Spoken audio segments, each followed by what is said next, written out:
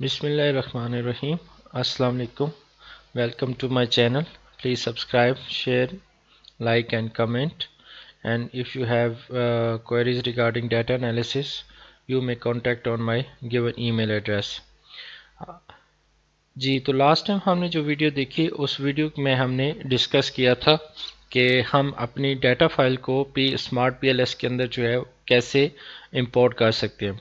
इस वीडियो में जो उसका नेक्स्ट स्टेप था उसमें हम देखेंगे कि डिस्क्रिप्टिव एनालिसिस ऑफ वेरिएबल्स कैसे हम कर सकते हैं या कैसे हमें स्मार्ट पीएलएस जो होता है वो डिस्क्रिप्टिव रिजल्ट जो होता है वो वेरिएबल्स के प्रोवाइड करता है। तो सिंपली जैसे ही हमने लास्ट टाइम अपना एक प्रोजेक्ट क्रिएट किया था और उसमें डाटा इंपोर्ट किया था, तो हमने स्मार्ट पीएलएस ट्यूटोरियल्स के नाम से हमने एक प्रोजेक्ट क्रिएट किया और इसके अंदर हमने अपनी डाटा फाइल को जो है वो अपलोड किया था, जिसको हमने स्मार्ट पीएलएस ट्यूटोरियल्स का नाम दिया। तो अगर मैं इस डाटा फाइल के ऊपर डबल क्लिक करूँ और लास्ट टाइम जब हमने इसको अपलोड भी किया था तो हमारे पास ये वाली विंडो ओपन हो गई थी। इस विंडो में हमने अगर हम देखें तो हमारे पास सिंपल सारी इंफॉर्मेशन जो है जो तमाम वेरिएबल से रिलेटेड है वो हमारे सामने शो हो रही है।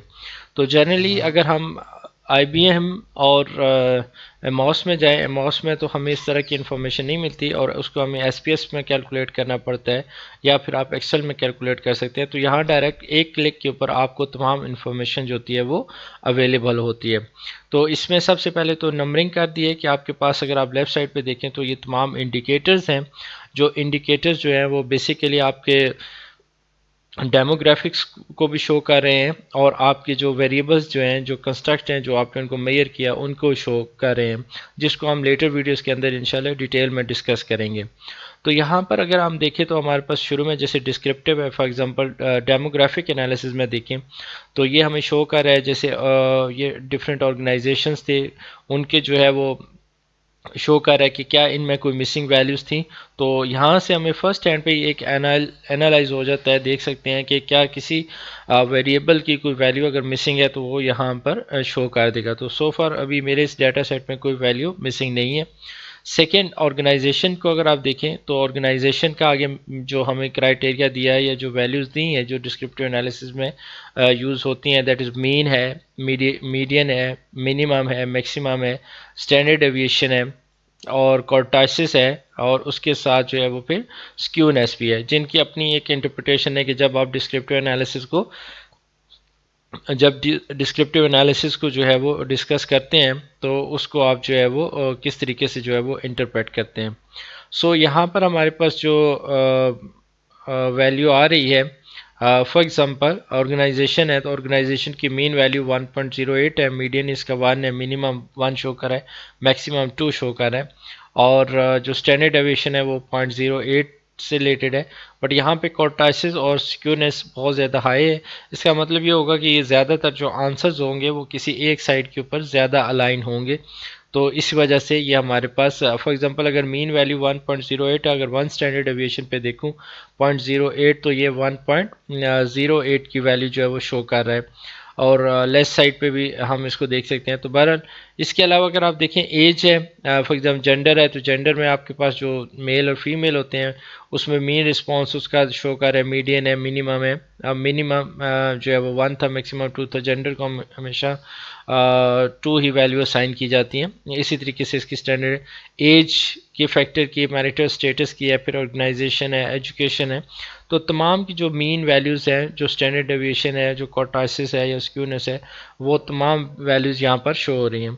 फॉर एग्ज़ाम्पल अगर आप देखें जो अगर आपने वेरिएबल मेजर किया था, फॉर एग्ज़ाम्पल ये जो मेरा एक वेरिएबल था उसका एक आइटम जो था उसको रिप्रेजेंट कर रहा था, एक्सेसिव वर्कलोड का था, तो इसमें जो फर्स्ट आइटम है उसके शो कर रहा है कि इसमें मिसिंग नहीं है और इसका जो मीन रिस्पॉन्स था, क्योंकि ये 5 पॉइंट लिकर स्केल के ऊपर मेजर की गई थी, तो इसमें ये शो कर रहा है कि इसकी जो average response of the respondent था that was 3.605 while median is 4 and minimum and maximum show कर रहा है कि आपने जो स्केलिंग भी की है अगर नोट करें तो तमाम जो है वो 5 पॉइंट लिकर स्केल पे मेजर है। अगर वो मिनिमम मैक्सिमम से भी हम ये देख सकते हैं कि कोई वैल्यू हमारी गिवन रेंज से एक्सीड तो नहीं कर जाती है। तो मिनिमम 1 स्कोर होता है और मैक्सिमम 5 होता है हमारे 5 पॉइंट लिकर स्केल में। तो ये हमें कंफर्म कर रहा है कि हमारी वैल्यूज़ जो थी, तमाम जो रिस्पॉन्सेज थे वो with in the given limit थे। तो मीन यहाँ पे 3.06 आ गया। सो फॉर इसी तरीके से जो स्टैंडर्ड डेविएशन है वो उसकी फॉर एग्जांपल 1.220 है, और कॉर्टाइसिस जो है वो -0.634 है, और जो इसकी स्क्यूनेस है वो 0.622 है, जो कि गिवन लिमिट्स के अंदर ही है तमाम वेरिएबल्स की। तो ये जब हम पहले जैसे ही आप अपना डाटा शीट को अपलोड करते हैं, तो डाटा शीट को अपलोड करने के साथ ही आपके पास जो रिस्पॉन्सेज आ जाते हैं, जो फर्स्ट हैंड पे ये आपको जो रिलेटेड इन्फॉर्मेशन होती है जो वेरिएबल से, वो शो कर लेता है, जो आपके लिए हेल्पफुल है। क्योंकि सम टाइम आपने जब अपने थीसिस में इस चीज़ को या रिसर्च पेपर में डिस्क्रिप्टिव एनालिसिस लिखते हैं, तो आप यहाँ से वैल्यूज़ जो है वो उठाकर देख सकते हैं, और यहाँ से कॉपी पेस्ट तो नहीं, या देख सकते हैं, या आप इसको जो है वो कॉपी भी कर सकते हैं और उसको पेस्ट करके किसी और जगह तरीके से एक्सप्लेन कर सकते हैं।